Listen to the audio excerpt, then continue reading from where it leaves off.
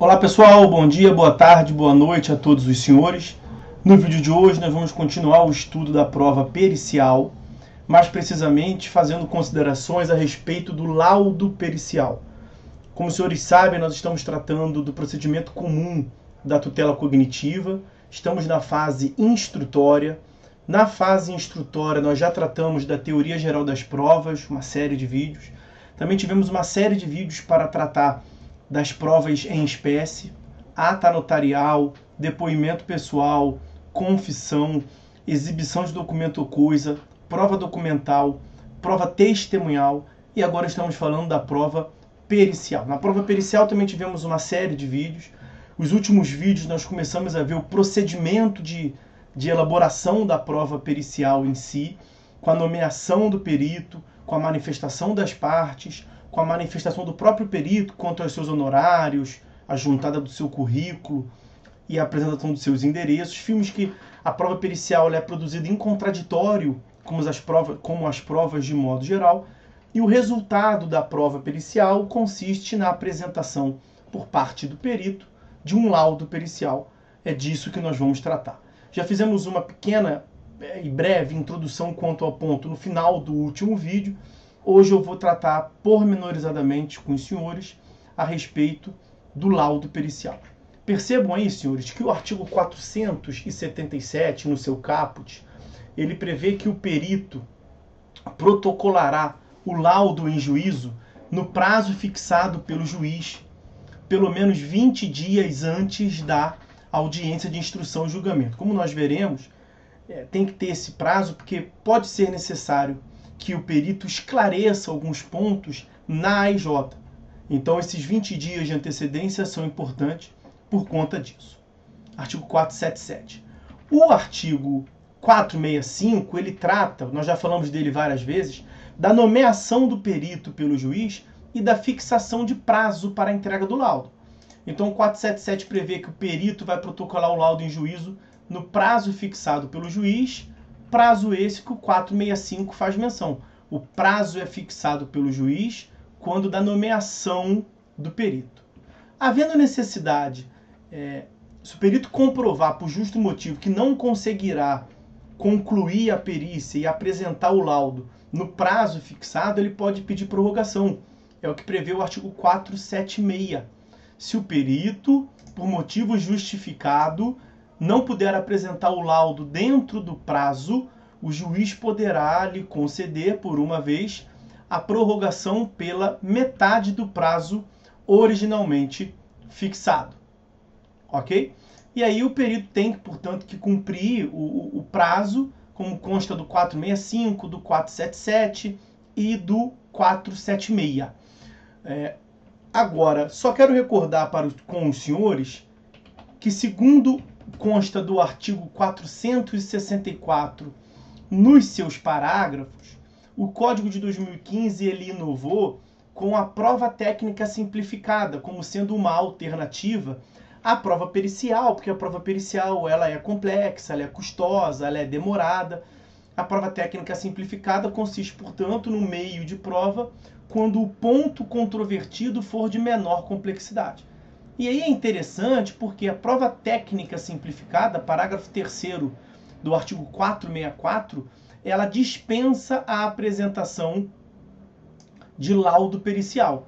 A prova técnica simplificada consiste apenas na inquirição do especialista pelo juiz sobre o ponto controvertido em audiência, tá certo? Então, se tratando de prova técnica simplificada, não há de se cogitar de apresentação de laudo pericial.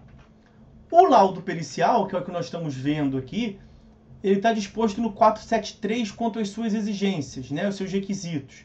Então, o laudo pericial deverá conter a exposição do objeto da perícia, a análise técnica ou científica realizada pelo perito. Inciso 3º, a indicação do método utilizado, esclarecendo o método e demonstrando ser o método predominantemente aceito pelos especialistas da área de conhecimento da qual se originou. E o laudo deve conter também, evidentemente, resposta conclusiva a todos os quesitos apresentados pelo juiz, pelas partes, pelo órgão do Ministério Público. Nós vimos que as partes, naquele prazo de 15 dias que dispõem, elas apresentam, indicam seu assistente técnico e apresentam seus quesitos. O juiz também apresenta os seus quesitos, nós vimos lá do artigo 470. O membro do Ministério Público, nas causas que atuam, também apresenta os quesitos. E os quesitos, eles acabam conformando a prova pericial a ser produzida. A atividade do perito acaba sendo, além da exposição da técnica, do objeto da perícia, a resposta em si dos quesitos formulados. Percebam, então, que o Código de 2015 ele trouxe uma moralizada, ele organizou, ele regulamentou o que deve conter do laudo pericial. Porque no Código de 73 não tinha nenhuma regulação, seja quanto à forma ou mesmo quanto ao conteúdo do laudo pericial, do resultado da prova pericial. Especificamente quanto a esse inciso 3º aqui, ó, o perito deve, no laudo pericial, indicar o método utilizado, esclarecendo e demonstrando ser o método predominante aceito entre os especialistas.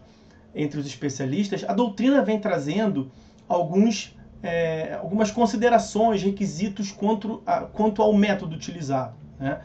Primeiro, são 4 requisitos. Primeiro deles, a controlabilidade, ou seja, a indicação de que o método ele vem sendo testado costumeiramente e utilizado naquela área de conhecimento. O segundo requisito é a determinação do percentual de erro em testes anteriormente realizados, para que se consiga demonstrar o quão seguro é aquele método utilizado.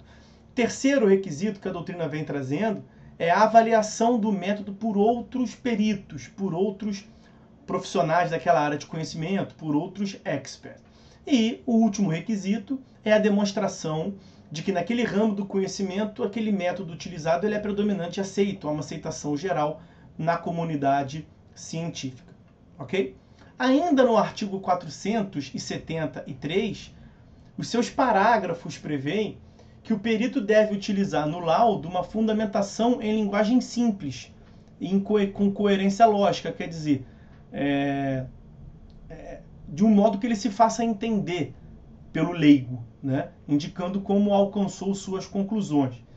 Também prevê o parágrafo 2º ser vedado ao perito ultrapassar os limites de sua designação, bem como emitir opiniões pessoais que também excedam o seu caráter, o exame técnico ou científico do objeto da perícia. E o parágrafo 3º prevê que, havendo necessidade para o desempenho de sua função, o perito e os assistentes técnicos podem valer-se de todos os meios necessários, ouvindo testemunho, obtendo informações, solicitando documentos que estejam em poder da parte, de terceiro ou em repartições públicas, bem como instruir o laudo com planilhas, mapas, plantas, desenhos, fotografias ou outros elementos necessários ao esclarecimento do objeto da perícia. Nós vimos, já no vídeo anterior, que no artigo 474, logo em seguida, as partes terão ciência da data e do local designados pelo juiz ou indicados pelo perito para ter início da prova pericial. Nós também havíamos tratado que no artigo 466 há a previsão de que o perito deve comunicar com antecedência mínima de 5 dias aos assistentes técnicos da parte. Isso é importante porque complementa aqui o 477, parágrafo 3º. O 473, parágrafo 3º, no sentido de que o perito e os assistentes técnicos da parte, veja, então por isso que eles são intimados, porque eles participam da produção da prova pericial. Eles podem valer-se de todos os meios, ouvir testemunho, obter informações, solicitar documento, etc. Para finalizar, o 477, que é o que prevê no caput lá que o perito deve apresentar o laudo no prazo fixado e com 20 dias de antecedência, vamos entender agora os 20 dias de antecedência. Então, apresentado o laudo pericial em juízo, as partes serão intimadas para, em querendo, manifestar-se sobre o laudo do perito, no prazo comum de 15 dias. Então não é 15 dias para uma, 15 dias para outra. Prazo comum de 15 dias. Podendo o assistente técnico de cada uma das partes, no mesmo prazo de 15 dias, apresentar o seu respectivo parecer. E aí, diante dessa solicitação das partes de uma nova manifestação, de esclarecimento do perito, o perito vai ter o dever de, no prazo de 15 dias, esclarecer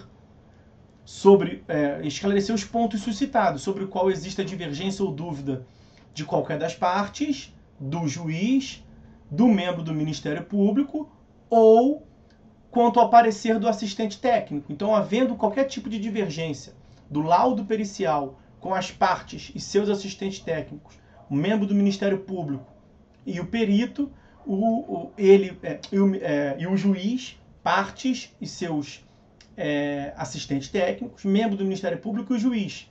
Havendo divergência ou ponto a ser esclarecido por qualquer desses sujeitos, o perito vai ter, portanto, que esclarecer. Se o esclarecimento do perito for suficiente, está resolvido, ótimo. Agora, se ainda houver necessidade, após os esclarecimentos, após a manifestação do perito do parágrafo 2º, se ainda assim houver necessidade de esclarecimentos, a parte requer, portanto, ao juiz que mande intimar o perito ou assistente técnico a comparecer à IJ, formulando desde logo as perguntas sob forma de quesitos. E ele vai ter que esclarecer, vai responder os novos quesitos formulados pelas partes, os esclarecimentos que não foram satisfeitos por escrito, ele vai ter que, na AIJ, prestar oralmente seu esclarecimento. E o perito vai ser intimado por meio eletrônico, porque lá no 465, parágrafo 2º da manifestação do perito logo após sua nomeação, o inciso 3º prevê que ele deve indicar suas formas de contato, especialmente o endereço eletrônico. Por esse endereço eletrônico, então, ele vai ser intimado para comparecer à AIJ e prestar oralmente ali os seus esclarecimentos. Tá certo? Bom, então, quanto ao laudo pericial, era isso que tínhamos para falar. No próximo vídeo, nós vamos concluir o estudo da prova pericial, vendo as hipóteses na qual se faça necessário uma segunda perícia e o modo pelo qual o juiz analisa o laudo pericial. Se ele está vinculado ou não está vinculado ao laudo pericial, vamos falar sobre isso no próximo vídeo, que vai ser o último sobre a prova pericial. Tá certo? Bom, senhores, então é isso. Por hora é só. Fiquem todos com Deus e até a próxima.